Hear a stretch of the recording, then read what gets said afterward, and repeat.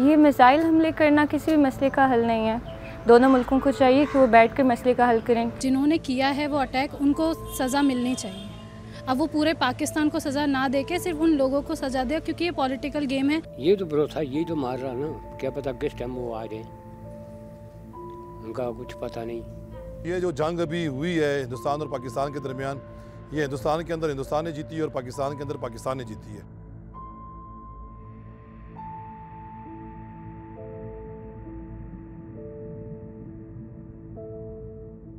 इन जैसे कई ऐसे लोग हैं जिनको पाकिस्तान और भारत में बहुत बड़ी कीमत अदा करनी पड़ी इस एस्केलेशन की वजह से। बिल्कुल ज़ैनब, 22 अप्रैल को पहलगाम में हुए हमले के बाद 7 मई को भारत ने ऑपरेशन सिंदूर लॉन्च किया। उसके बाद 10 मई तक भारत और पाकिस्तान दोनों के बीच आर्म्ड एस्केलेशन जारी रहा। रितिका, हम तसव्वुर भी नहीं कर सकते जो उस बॉर्डर पर रह रहे थे वहाँ के रहायशी, उनकी क्या एहसासात होंगे जब वो ड्रोन की आवाज़ें सुन रहे होंगे, जब वो हैवी फायरिंग की आवाज़ें सुन रहे होंगे, वो कैसा महसूस कर रहे होंगे। बिल्कुल ज़ैनब, और इसीलिए आज आओ बात करें कि इस एपिसोड में हम बात करेंगे कि दो न्यूक्लियर पावर्ड स्टेट भारत और पाकिस्तान के लिए आज इस हालात में अमन के क्या मायने हैं। इस मुद्दे पर बात करने के लिए आज हमारे साथ हैं राजेश्वरी कृष्णमूर्ति, जो इंस्टीट्यूट ऑफ पीस और कॉन्फ्लिक्ट स्टडीज से जुड़ी हुई हैं। वो वहाँ की विजिटिंग फेलो हैं। उन्होंने साउथ एशियाई देशों में पीस कॉन्फ्लिक्ट पे रिसर्च की है, काम किया है। साथ ही हमारे साथ हैं डॉक्टर सईद अहमद रिद, जो कायदे आजम यूनिवर्सिटी में पढ़ाते हैं। पीस स्टडीज पर उनकी रिसर्च है। साथ ही साथ भारत पाकिस्तान में पीपल टू पीपल कनेक्शन के मुद्दे पर वो लगातार काम करते रहे हैं। लेकिन इस एपिसोड में हमारे साथ दो खास मेहमान भी जुड़े हैं। पुंछ से हमारे साथ है साइमा काजी और चंब मीरपुर से हमारे साथ हैं फराज आसी। मेरा सवाल साइमा आपसे ये है कि जो भी ये हालिया एस्केलेशन थी, आप लोगों पर क्या इसके असरात थे? लोग बिल्कुल भी प्रिपेयर नहीं थे। 6 तारीख को ये कहा गया, ये डायरेक्शंस आई कि 7 तारीख को 4 बजे मॉक ड्रिल का प्रोसेस शुरू होगा। लोगों को अंदाजा बिल्कुल भी नहीं था कि मॉक ड्रिल से पहले उनको कुछ ऐसी तबाही देखनी पड़ेगी जिसपे उनकी जानें चली जाएंगी, उनकी प्रॉपर्टीज का लॉस होगा। पुंछ सिटी जो कि कभी भी टारगेट नहीं हुई, जहां पर कभी भी इस तरीके के हालात जो है वो नहीं देखे गए। जब ये शेलिंग खत्म हुई और शेलिंग के बाद लोगों को लगा कि हमें सेफर एरियाज में जो है वो जाना चाहिए, लेकिन बदकिस्मती ये रही कि एडमिनिस्ट्रेशन को इस चीज का अंदाजा नहीं था और लोगों को वहां से निकलने में बेहद मुश्किलात हुई। आपने बात की कि लोग तैयार नहीं थे और सब कुछ अचानक हुआ, तो अभी वहाँ के क्या हालात हैं जब सीज फायर हो चुका है उसके बाद, उस पे अगर आप कुछ बताना चाहें। और मैं एक छोटी सी बात भी ऐड करना चाहूंगी कि जो लोगों की मेंटल हेल्थ है अब वो किस तरह की है, लोग कैसा महसूस कर रहे हैं। हमने 3 बड़ी जंगें देखी हैं, 65, 71 और जो करगिल वॉर थी। उस दौरान भी कभी भी ऐसा नहीं हुआ कि सिटी के अंदर इस तरीके का कोई हमला हुआ हो जिसमें जानी जिया हो या इमलाक का नुकसान हो। 23 जो एजुकेशनल इंस्टीट्यूशंस हैं, उनकी बिल्डिंग्स जो हैं वो तबाह हो गई हैं। और जो लोग पढ़ाई करने के लिए बाहर भी गए हुए थे, आपने पहलगाम के टाइम पे भी देखा होगा कि पहलगाम जब सानेहा पेश आया, उसके बाद जो जम्मू कश्मीर के बच्चे थे उनको बाहर हरास किया जा रहा था। हालांकि एक तरफ हम पाकिस्तान की उस शेलिंग से लड़ रहे हैं, लेकिन वहीं दूसरी तरफ जो है नौजवान इस वजह से भी परेशान है कि हम अपनी जानें दे रहे हैं, हमारे जिंदगियां तबाह हो रही हैं, हमारे इमलाक का नुकसान हो रहा है, और वहीं पर उस तरीके की सपोर्ट जो है वो जो मिलनी चाहिए थी वो नहीं मिल पा रही है। तो जब 10 मई 2025 को एस्केलेशन शुरू हुई, इनकी गोलाबारी पाकिस्तान और भारत के दरमियान शुरू हुई, तो मैं अपने गांव में ही था। हमारे गांव में भी शेलिंग हुई, हमारा गांव भी इसकी जद में आया। तो बहुत से लोग जो हैं वो इस खौफ और हरास का शिकार थे कि वो कब सीज फायर और वो अपनी फैमिलीज को किसी सेफ जगह पे मुंतकिल कर सकें। 99 में बॉर्डर के हालात ख़राब हुए थे, लेकिन तब हमें इतना याद नहीं है, वो तकरीबन 1-2 साल रहे थे। यूथ जो है वो इस हवाले से और बिलखसूस स्टूडेंट, क्योंकि मैं खुद एक स्टूडेंट हूँ, लॉ का स्टूडेंट हूँ, पढ़ाई पे इसका असर पड़ता है। ऑब्वियसली अगर एक बच्चा है, उसके स्कूल पे, उसके कॉलेजेस पे उसके सामने शेलिंग होती है और वो तबाह हो जाते हैं या वो खस्ता हाल हो जाते हैं, और तालीमी इदारे भी बंद हो जाते हैं। क्योंकि हाल ही में जो ये 10 मई 2025 को ये जो वाकयात हुए, हमारे अपने यूनिवर्सिटी में मेरे पेपर्स स्टार्ट थे, तो हमारे पेपर्स में भी गैप आ गया। तकरीबन 10 दिन हमारी यूनिवर्सिटी और दीगर जो तालीमी इदारे हैं, जो इंस्टीट्यूशन है, वो बंद हो गए थे। ऐसा भी हुआ है कि कुछ लोग, जो कुछ बच्चे, कुछ नौजवान जो रोजगार के सिलसिले में बाहर जाना चाह रहे थे, उनकी प्रॉपर्टीज का नुकसान हो गया है, इतना भारी भरकम नुकसान हुआ है, जी, लोगों के जी। पैसे, लोगों की जितनी भी एसेट थे वो तबाह हो चुके हैं। अब जिस तरीके से जानती भी हैं कि जम्मू कश्मीर या पूरे इंडिया की हम बात कर लें तो अनएम्प्लॉयमेंट रेट कितना ज्यादा है। तो वो जी। बच्चे, वो नौजवान जो चाहते थे कि हम अपने घर का रोजगार चलाएंगे, अपने अपना करियर बनाए, बाहर कहीं जाएं, वो जो उन्होंने जमा पूंजी संभाल के रखी हुई थी, वो भी कहीं ना कहीं इस शेलिंग की जद में आ गई है। बहुत बहुत शुक्रिया आपका अपने अनुभव हमारे साथ साझा करने के लिए साइमा, और फराज आपका भी। अब हम चलेंगे अपने एक्सपर्ट्स की ओर। मेरा पहला सवाल राजेश्वरी आपसे है। ऑन पेपर तो पीस मूवमेंट, पीस अकॉर्ड्स और सीज फायर होते रहते हैं, लेकिन असल में ये किस हद तक लागू होते हैं?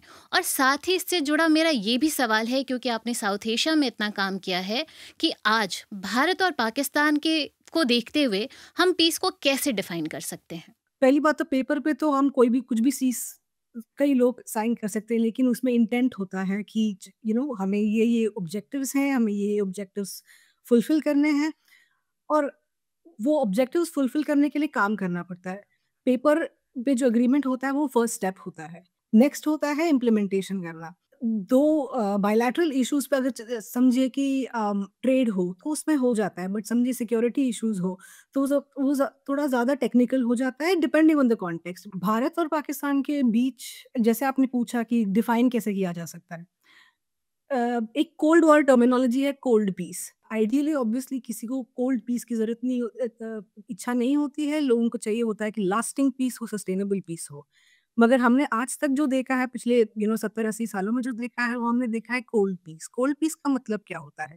कोल्ड पीस का मतलब ये होता है कि जंग नेसेसरीली छिड़े नहीं, मगर उसका मतलब ये नहीं है कि परमानेंट लास्टिंग पीस आ चुका है। उसका मतलब सिर्फ यही है कि मिलिट्री एक्शन हो नहीं रही है, या फिर एकदम से कम हो रही है, लिमिटेड हो रही है। हम देखेंगे 71 भी हुआ, या 90 के दशक में जो आतंकवाद हुआ, फिर करगिल, बॉम्बे अटैक, सारे जब भी हम देखते हैं, जब भी कोशिश हुआ है, कोशिश की शुरुआत होती है लेकिन आगे नहीं बढ़ती, तो अल्टीमेटली फिर वापस एक स्टेप फॉरवर्ड, दो स्टेप पीछे हो जाता है। अच्छा, मेरा अगला सवाल जो है वो डॉक्टर सईद से है। इससे पहले भी भारत और पाकिस्तान के बीच कई लड़ाइयाँ हुई हैं, तो हम पिछली जो पीस ट्रीटी है या सीज फायर हुए हैं, उससे हम क्या सबक हासिल कर सकते हैं? मैं थोड़ा-सा जो पिछला सवाल था उससे कंटिन्यू करूँगा, और क्योंकि बहुत इम्पोर्टेंट क्वेश्चन है ये, पीस को डिफाइन करना इंडिया-पाकिस्तान के कॉन्टेक्स्ट में। अगर बिल्कुल मैं उससे एग्री करूँगा राजेश्वरी से कि देखें तो कोल्ड पीस हमारे पास दरमियान है। मैं कोल्ड पीस को थोड़ा-सा, और अगर इसको पीस की टर्मिनोलॉजी में देखें, तो हम यूज़ करते हैं नेगेटिव पीस और पॉजिटिव पीस। तो ये ये कोल्ड पीस को हम नेगेटिव पीस कह सकते हैं, यानी एब्सेंस ऑफ वार और वायलेंस, डायरेक्ट वायलेंस।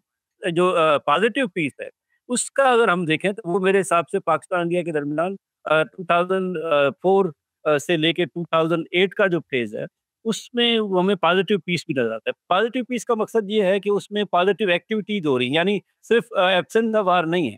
उसमें आप क्रिकेट भी खेल रहे हैं, उसमें आप ट्रेड भी कर रहे हैं, उसमें आपके लोग एक-दूसरे की तरफ आ रहे हैं, जा रहे हैं। मेरे ख्याल में पीस नेगोशिएशन तो अपनी जगह पे इम्पोर्टेंट हैं, लेकिन जहाँ पे आपका एक डीप रूटेड कॉन्फ्लिक्ट हो, जिस तरह से इंडिया और पाकिस्तान का कॉन्फ्लिक्ट है, तो वहाँ पे आपको पीस नेगोशिएशंस के साथ-साथ पीस प्रोसेस चाहिए।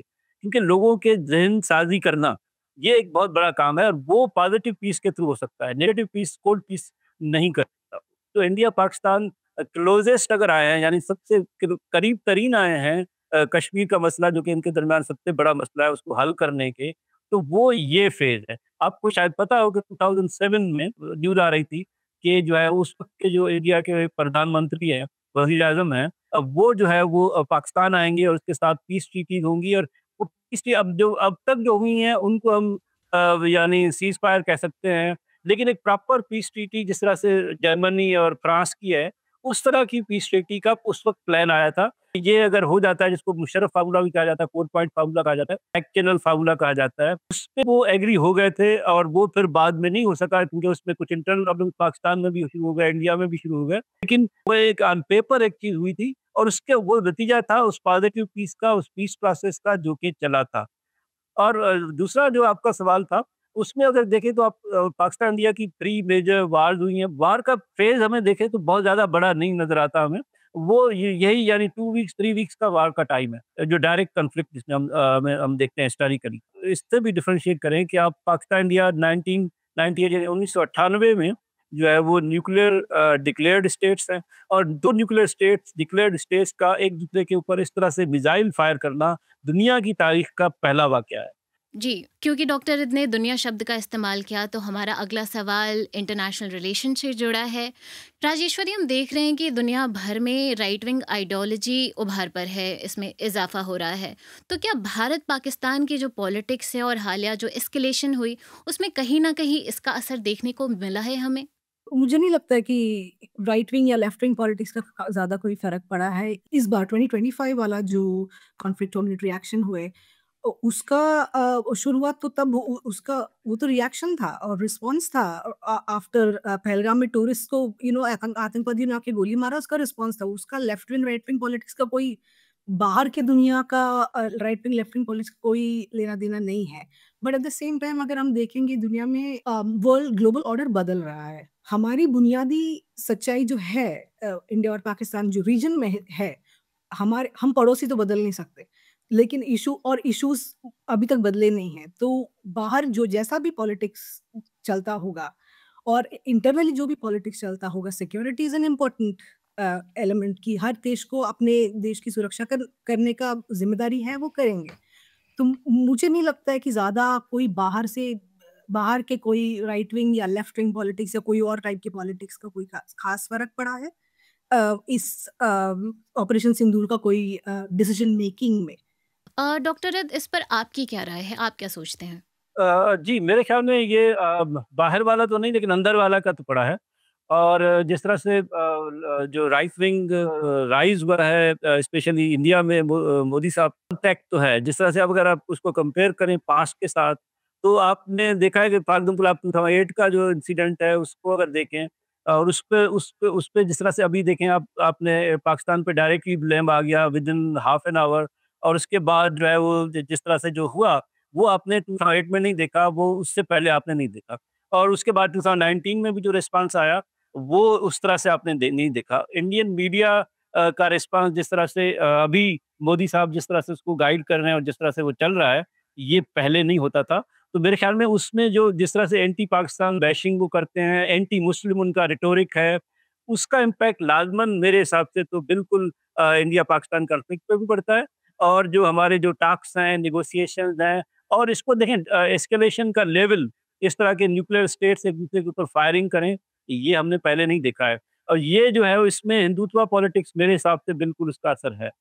इसको माइंड में रखते हुए मेरे ज़हन में एक सवाल ये है कि आपकी राय में क्या सही अप्रोच हो सकती है अमन कायम करने के लिए? डॉक्टर सईद, मेरा ये आपसे सवाल है। जो मैं बात एक तरह से कह भी रहा था कि हमारे जो पीस सिविल सोसाइटी है इंडिया में और पाकिस्तान में, जो कि मुझे लगता है मेरी अपनी अंडरस्टैंडिंग थोड़ी-सी है, जो मैं उस पे काम भी करता रहा हूँ और मेरी बेसिक रिसर्च भी इसके साथ है, वो काफ़ी कमज़ोर हुई है ओवर द ईयर्स। जो इंडिया और पाकिस्तान के दरमियान 2002 से लेके 2004 का पीरियड जिसमें बहुत ज़्यादा टेंशन था और आईबाल टू आईबाल थी, दोनों आर्मीज़, आपको पता है कि जब इंडियन पार्लियामेंट पे अटैक हुआ तो उसके बाद की सूरत-ए-हाल में, उसमें सिविल सोसाइटी ने बहुत इम्पोर्टेंट रोल प्ले किया था। और जो आइस ब्रेक की थी, वो उस वक़्त के जो पीआईपी-एफपीडी के जो हेड हैं, डॉक्टर मुबश्शिर हसन साहब, उन्होंने की थी कि उन्होंने जो है वो मुशर्रफ साहब का जो पैगाम है, वो पैगाम रसानी की थी, क्योंकि कॉन्टैक्ट नहीं हो रहा था। तो वो उन्होंने जो है वो वाजपेयी साहब से पैगाम रसानी की थी, और जिसके बाद रमज़ान ऑफ़र हुई थी, जिसको अब 2003 सीज़फायर हम कहते हैं। तो वो कहानी उधर से शुरू हुई। हमें उस वक़्त के उस तरह के स्टालवर्ट्स हमारे साथ नहीं हैं। जिस तरह से मैंने नाम लिया पाकिस्तान की साइड पे, तो आप देखें हमारे पास आसमान जहांगीर साहिबा होती थी, वो नहीं है। आई ए रहमान साहब होते थे, वो नहीं है। तो इस वक़्त हमारे पास जिस तरह से लीडरशिप है, तो बीना सरवर साहिबा हैं, वो काम कर रही हैं। सपन, उन्होंने South Asia People's Action Network, ये इस वक़्त अब एक अकलौता एक मुझे नज़र आता है जहाँ पे कुछ बात हो रही है, और इंडियंस और पाकिस्तानी मिल के कम से कम फ़िक्र कर रहे हैं और ये बात कर रहे हैं। तो मैं उसको गोल्डन पीरियड कहता हूँ, जो मैंने पहले भी कहा, पॉजिटिव पीस जो कि 2004 से 2008 वाला था। उसमें इवन पीस लॉबी भी बड़ी स्ट्रेंथन हुई थी, क्योंकि एक रिलेशंस कोर्डियल थे, सपोर्टिंग एनवायरनमेंट था दोनों गवर्नमेंट्स का। अब हमें वो सपोर्टिंग एनवायरनमेंट नहीं मिलता। टोटली एक reversal different kind of environment है, जिसमें इवन आपको पता है कि पाकिस्तान और इंडिया एक दूसरे को वीज़ा नहीं देते और वीज़ा कितना मुश्किल है इंडियन और पाकिस्तानी के लिए एक दूसरे के ट्रैवल करना। तो अब तो सिर्फ जो है आपको सोशल मीडिया ही है जिसके थ्रू आप इंटरेक्ट करते हैं, और सोशल मीडिया का जो रोल है वो आपको पता है। तो इसकी वजह से मुझे लगता है कि पीस का जो रास्ता है वो उधर से ही खुल सकता है, सोशल मीडिया की तरफ से ही। राजेश्वरी, हम आपके पास वापस लौटना चाहेंगे अपने पिछले सवाल के साथ कि पीस को लेकर भारत की फ्यूचर अप्रोच क्या हो सकती है। साथ ही इसके साथ मेरा एक और सवाल जुड़ा हुआ है कि डॉक्टर रिद ने जो राइट विंग पॉलिटिक्स पे कहा भारत को लेकर, उस पे आपकी क्या राय है? पहला तो 2004 वो जो बैक चैनल स्टॉक्स हुए ऑलमोस्ट रिजॉल्व होने के दर पर थे, बट जैसे डॉक्टर रिद ने बताया कि पाकिस्तान में इंटरनल प्रॉब्लम्स आए, फिर मुशर्रफ को, जनरल मुशर्रफ को रिजाइन करना पड़ा। फिर क्या हुआ उसके बाद? उसके बाद आया 2008 बॉम्बे अटैक्स। इसके बाद मतलब विश्वास कैसे करेंगे कि काम कैसे पीस प्रोसेस चलाएंगे, तो भी आगे कुछ प्रोग्रेस दिखना चाहिए, प्रोग्रेस होना चाहिए, तो वो होता है कंडीशनल और सीक्वेंशियल, उसके बगैर कैसे होगा? लाइक बार-बार अगर ये होते रहेगा तो इट मुश्किल हो जाता है। सरकारों को भी मुश्किल हो जाता है कि वो लोगों को कैसे बताएँ कि हाँ, ये आतंकवादी हमले हो रहे हैं, और वो आतंकवादी हमले हो रहे हैं, और उसका उसका एविडेंस भी तो दिया गया था कि ये जो टेररिस्ट थे, कसाब वगैरह जो भी थे, वो आए थे पाकिस्तान से। तो इसका भी तो मतलब इसके ऊपर भी तो एक्शन लेना चाहिए पाकिस्तान के गवर्नमेंट्स को और मिलिट्री को, राइट? और फ्रांस और जर्मनी की बात हम करते हैं, फ्रांस और जर्मनी की बात अलग है, वहाँ क्रॉस बॉर्डर टेररिज्म नहीं थी, अभी भी नहीं है। तो मतलब तो वो एक अलग फैक्टर है जो हम उन दोनों इंडिया पाकिस्तान के बीच जो वहाँ उनके केस में नहीं है। मेरे ख्याल से पीस को हमें कंडीशनल, सीक्वेंशियल और प्रोपोर्शनल तरीके से अप्रोच करना चाहिए और रियलिस्टिकली अप्रोच करना चाहिए। हम आइडियलिज्म के चक्कर में गोल्स बनाते रहेंगे। गोल्स बनाना अच्छा है, बट उसका जो इम्प्लीमेंटेशन होता है वो रियलिस्टिकली करना चाहिए। उसके बगैर होगा नहीं कुछ। और अगर हम सिविल सोसाइटी की बात करते हैं, की सिविल सोसाइटी का काफ़ी योगदान रहा है रिश्ते अच्छे करने में। बट ये issue fundamentally state to state वाला है कि क्रॉस बॉर्डर टेररिज्म जब भी होता है, वो सिविल सोसाइटी नहीं कर रहा है क्रॉस बॉर्डर टेररिज्म, वो स्टेट लेवल पे एड्रेस होना चाहिए। और प्रोफेसर रिद ने बताया कि जैसे डोमेस्टिक हिंदुत्व पॉलिटिक्स चल रहा है, बट साथ ही साथ में 16 अप्रैल को जनरल आसिम मुनीर ने क्या कहा? उनका तो स्टेटमेंट, वो जब इसी स्पीच दे रहे थे, हिंदू मुस्लिम टूथपेस्ट थियरी, ये उसके बाद ही तो हुआ ना पहलगाम अटैक्स। और वो आतंकवादी आके उन्होंने क्या किया? वो चुन-चुन के उन्होंने हिंदूज़ को मारे। ये सिर्फ हिंदू मुस्लिम का इश्यू नहीं है। और पाकिस्तान में जो इंटरनल प्रॉब्लम्स हैं, उसको भी तो डिस्ट्रैक्ट करने का तरीका लग रहा है, बिकॉज़ ये जो कॉन्फ्लिक्ट हुआ 2025 वाला, उसके बाद क्या हुआ? उसके बाद हुआ पाकिस्तान आर्मी को ज़्यादा पावर्स देने के काम आए। इसमें देखिए मिसट्रस्ट का इश्यू जो जिस तरह तुमने बात की, वो मेरे ख्याल में सबसे की इश्यू है कि हम एक-दूसरे को ट्रस्ट नहीं करते, यानी और उसमें लाज़िम बात है सिविल मिलिट्री रिलेशंस का पाकिस्तान में एक प्रॉब्लम है उसकी जगह पे। लेकिन उसमें देखें जो है पाकिस्तान की तरफ से गवर्नमेंट ने कोऑपरेट किया है, और उसके बाद आपने ये देखा कि जो जिस तरह से जो लखवी और दूसरे थे उनको जेल में डाला गया, और एफएटीएफ के ऊपर पाकिस्तान ने टेरर फाइनेंसिंग के ऊपर काम किया, और उसकी वजह से सारे लोग वो जेल में हैं। और मेरे हिसाब से उसमें एक और बात देखें ना कि 2016 में इंडिया और पाकिस्तान ने एग्री किया था कि जो कॉम्प्रिहेंसिव बायलैटरल डायलॉग होंगे, नेगोशिएशंस होंगे। अब एक इंसिडेंट होता है, आप उस प्रोसेस को खत्म कर देते हैं। अब जब आपने फॉर एग्जाम्पल पठानकोट हुआ, उसके बाद उस प्रोसेस को खत्म कर दिया। पठानकोट के बाद उस प्रोसेस को आगे बढ़ाने की जरूरत थी ना। अब फॉर एग्जाम्पल अभी रिसेंटली पहलगाम की बात हो रही है, तो मैंने ये बात अपने जो पीस एक्टिविस्ट हैं दोस्त, उनसे भी बात की, तो वो कहते हैं प्रूफ करने की जरूरत ही नहीं है, आप बस इन्वॉल्व हैं, हमें पता है। अब इस तरह से जब आप उसको करेंगे तो फिर ये तो बहुत डिफिकल्ट है कि आप कोई इंसिडेंट हो जाए ब्लेम। अब इसी तरह से पाकिस्तान ब्लेम लगाता है अफगानिस्तान, सॉरी अब बलूचिस्तान में जो कुछ होता है वो इंडिया करवाता है। अब उसका जवाब, अब इसका मकसद है पाकिस्तान भी इंडिया पे हमला कर दे, क्योंकि जो है वो जाफराबाद में कुछ हुआ है। अब इस तरह से अब एक दूसरे के ऊपर अटैक करेंगे इस तरह के किसी भी इल्ज़ाम के ऊपर, और उसमें कोई कोऑर्डिनेशन नहीं होगा, कोई कोऑपरेशन नहीं होगा, तो ये तो आप साउथ एशिया में फिर क्या चाह रहे हैं? ये तो न्यूक्लियर वार की तरफ आप जाएँगे ना, इससे तो मेरे ख्याल में जो कॉन्फिडेंस बिल्डिंग मेजर्स हैं उनकी तरफ जाना बहुत ज़रूरी होगा, और उसका सबसे पहला शुरुआत यही हो सकता है कि आप ब्लेम गेम बंद करें, और जो है वो यानी behind the scenes cum negotiations को स्टार्ट करें। फॉर एग्जांपल जी आई कैन अंडरस्टैंड कि इस वक्त बहुत मुश्किल होगा कि आप मीडिया के सामने बातचीत कर सकें। तो थर्ड पार्टी यानी यानी किसी ऐसे वेन्यू पर जो कि पहले भी हुआ है और इवन मोदी गवर्नमेंट के दौरान भी हुआ है। तो इस तरह का कोई for example national security adviser level पर जो है वो अभी भी आपको पता है कि हमारे डीजीएमओ तो बात करते हैं, लेकिन इसको जी जो सेकंड लेवल पर नेशनल सिक्योरिटी जो हमारे जी हैं उनकी कोई नेगोशिएशन फॉर एग्जांपल बैंकॉक में हो सकती है, कतर में हो सकती है, कहीं की हो सकती है, जहाँ पे वो बैठ के थोड़ा-सा कूल डाउन करें और ये डिसाइड करें कि देखिए हमने आगे कैसे चलना है। डॉक्टर रद, आपने जो कहा हम उसी सवाल को लेकर राजेश्वरी के पास जाना चाहेंगे। राजेश्वरी, आपको लगता है भारत कभी किसी थर्ड पार्टी वेन्यू पर जाकर इन चीज़ों के लिए तैयार होगा? एक छोटा सा कमेंट आपकी तरफ से। तो वेन्यू तो बनाते रहेंगे, venue is the least of the issue, मतलब बट मुद्दे कौन से मुद्दे पे बात करेंगे और कौन से कंडीशंस पे बात करेंगे, ये भी तो इम्पोर्टेंट चीज है ना। Counter terrorism like cross border terrorism बंद कर दीजिए तो क्यों नहीं होगा बात कि आपको लाइक पाकिस्तान को भी तो कहाँ फायदा हो रहा है टेररिज्म से, पाकिस्तान में भी तो दहशतगर्दी फैल रही है। तो बिल्कुल पाकिस्तान में टेररिज्म पे बात करने से कोई मसला नहीं है। टेररिज्म पे पाकिस्तान बात करना चाहता है। नेगोशिएशन में पहला मुद्दा आप टेररिज्म रख लें, इस पे कोई एतराज़ नहीं है। अब टेररिज्म पे बात करेंगे तो लाज़िमी बात है पाकिस्तान अपनी बात करेगा, इंडिया अपनी बात करेगा। लेकिन पाकिस्तान का पॉइंट ये है कि जो गवर्नमेंट का जो मैं समझाऊँ वो ये कि आप टेररिज्म पे बात सिर्फ़ टेररिज्म पे ना करें। आप इसको कॉम्प्रिहेंसिव बायलैटरल फ्रेमवर्क जो आपने एग्री किया था 2016 में उसके उस हिसाब से करें।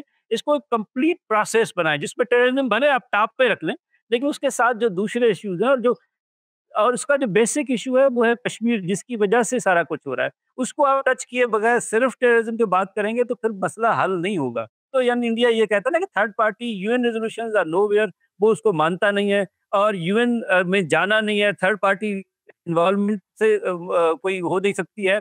लेकिन थर्ड पार्टी इन्वॉल्वमेंट अब देखें, अब इस पर तो हो गई।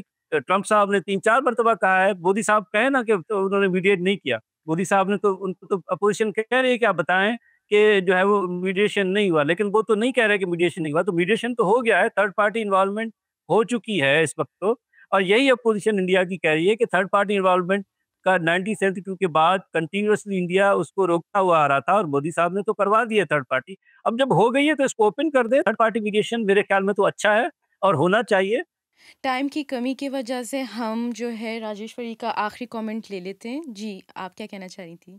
जैसे थर्ड पार्टी मीडिएशन की बात कर रहे हैं, शिमला एग्रीमेंट, लाहौर एग्रीमेंट, यहाँ पे सिर्फ इंडिया ने यूनिलैटरली नहीं बोला है, ये दोनों कंट्रीज ने मिलके डिसीजन लिया कि हम थर्ड पार्टी किसी को लाएंगे नहीं। अगर आपको याद होगा 2002 में इंडिया के फॉर्मर फॉरेन मिनिस्टर जो थी, मतलब स्वर्गीय सुषमा स्वराज जी थी, उन्होंने पीटीवी के साथ एक इंटरव्यू किया था। उन्होंने तभी एक चीज बताई थी, वो आज भी सच है कि तीसरा कोई बीच में आएगा तो हम दोनों के मसले में मीडिएट करने के लिए तीसरा कोई आएगा तो वही चौधरी बनेगा। शुक्रिया राजेश्वरी आपके जवाब के लिए। और इसके साथ ही हम बढ़ते हैं अपने शो के आखिरी सेगमेंट में, क्योंकि दोनों देशों का इतिहास बहुत लंबा रहा है, हमारे पास बहुत सारे मुद्दे हैं जिन पर बातें हो सकती हैं। तो हम अपने गेस्ट से रिक्वेस्ट करेंगे कि वो एक एक रिकमेंडेशन अपनी तरफ से दें इस मुद्दे पर। डॉक्टर सईद, आप क्या कहेंगे? रिकमेंडेशन ये है कि वो जो मैं पहले भी कह रहा था कि एक तो सीक्रेट लेवल पर जो है वो सेक्रेटरी लेवल बातचीत होनी चाहिए शुरू, चाहे मीडिया के सामने बात ना हो, हमें पता ना हो, लेकिन इसको इस प्रोसेस को स्टार्ट करना ज़रूरी है। और दूसरा मेरे ख्याल में जो बातचीत होनी चाहिए उसमें 2 चीज़ें बहुत इंपॉर्टेंट हैं। अब देखिए टेररिज्म इंडिया के लिए बहुत इंपॉर्टेंट है, आई कैन अंडरस्टैंड जिस तरह से राजेश्वरी ने बात की। तो टेररिज्म का भी फ्रेमवर्क बनाने की ज़रूरत है। आप फॉर एग्ज़ाम्पल आपके इंडिया और पाकिस्तान के दरमियान कोई एक्स्ट्राडिशन ट्रीटी नहीं है।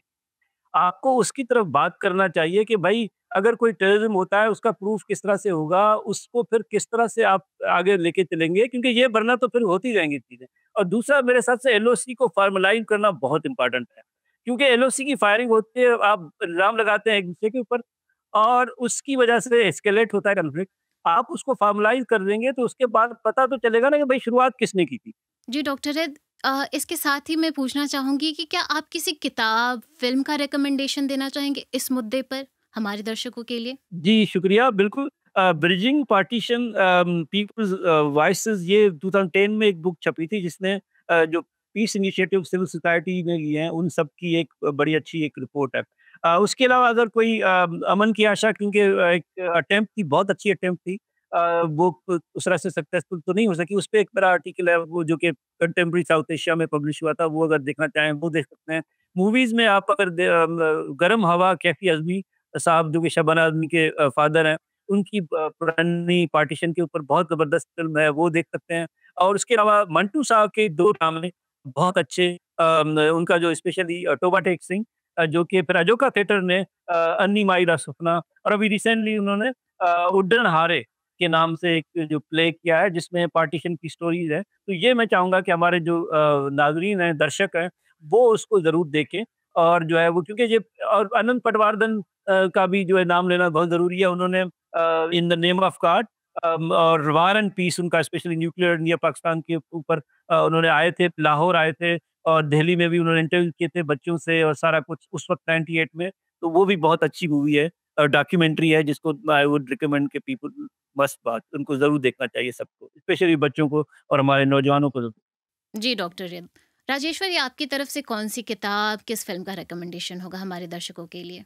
किताब तो मैं किताब और रिसोर्सेज का तो मैं रिकमेंड दे दें, लेकिन in terms of as a policy sort of recommendation मैं जो कहूँगी वो ये है कि बात तो सरकार मिलके तय कर लेंगे कि कब बात करेंगे, क्या बात कर लेंगे। बट पूरे दोनों देशों को भी तो ये अच्छा होगा अगर पाकिस्तानी मिलिट्री, पाकिस्तानी सरकार अगर टेरर बेसिस जो है जैसे लश्कर-ए-तोयबा, जैश-ए-मोहम्मद, ये सारे लोग जो बेस्ड हैं पाकिस्तान, उनके खिलाफ एक कड़ी कार्रवाई किया जाए, एक्शन लिया जाए, दिखे तो फिर तो माहौल भी बनेगा कि चलो विश्वास कर सकते हैं कि ये काम कर रहे हैं। तो ये तो इम्पोर्टेंट चीज़ है ये। But as far as resources जैसे किताब या कोई इंटरव्यू, ये चीज़ें अगर के बारे में पूछना, तिलक देवाशर की एक बुक है courting the abyss, Pakistan courting the abyss, वो एक अच्छी बुक है। वो एक्सपर्ट रहे हैं, पाकिस्तान में गवर्नमेंट ऑफ इंडिया में काम करते थे, उन्होंने एकदम एकेडमिकली अप्रोच किया हुआ है वो बुक। फिर दूसरी बुक है आयशा सिद्दीका की मिलिट्री इंक, ये भी काफ़ी इंपॉर्टेंट बुक है, काफ़ी इन्फॉर्मेटिव बुक है फॉर एवरीबडी। और तीसरा जो रिसोर्स है मैं कहूँगी, ये बुक नहीं है लेकिन वो जो मैंने कहा था सुषमा स्वराज जी का जो इंटरव्यू था 2002 पीटीवी के साथ, वो काफ़ी अच्छा इंटरव्यू था, जिसमें काफ़ी सारे टॉपिक्स डिस्कस हुए थे और वो सार्क के कॉन्टेक्स्ट में हुआ था। बट देन वो काफ़ी इंटरेस्टिंग सा इंटरव्यू है जिससे दोनों पाकिस्तान इंडिया के दर्शक व्यूअर्स जो हैं उस समय का जो कॉन्टेक्स्ट है समझने के लिए काफ़ी आसान हो सकता है। I think that is a good resource to have. जी, आप दोनों की रिकमेंडेशन का बहुत बहुत शुक्रिया। और रितिका, तुम क्या रिकमेंड करना चाहोगी? ज़ैनब, मेरी रिकमेंडेशन तो यही होगी कि युद्ध की बात, जंग की बात किसी भी इलाके में हो, हम उस दौरान उन लोगों की आवाज़ भी सुने जैसे हमारे एक्सपर्ट्स ने बताया हमें, जो शांति की बात कर रहे हों। बिल्कुल।